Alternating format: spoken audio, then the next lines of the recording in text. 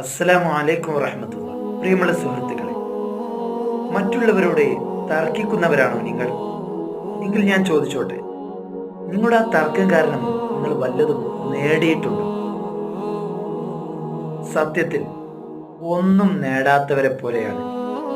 കാരണം തർക്കങ്ങളും വഴക്കുകളും യഥാർത്ഥത്തിൽ മനുഷ്യരെ ഭിന്നിപ്പിക്കുകയും അവരുടെ മനസ്സുകളെ അകറ്റുകയുമാണ് ചെയ്യുന്നത്. എന്തിനും ഏതിനും തർക്കവുമായി വരുന്നവർ അവരുടെ നാവുകൊണ്ട് പല കളവുകൾ അവർ പറഞ്ഞുണ്ടാക്കുകയും ഈ ഒരു പ്രവർത്തനങ്ങളൊക്കെ കാരണമായി അവരോടൊക്കെ ജനങ്ങൾക്ക് ഒരു അരോചകത്വം തോന്നുകയും ചെയ്യും. അപ്പോൾ നമ്മുടെ തർക്കം നമുക്ക് നേട്ടമാണോ കോട്ടമാണോ? നിങ്ങൾ തന്നെ വിലയിരുത്തും.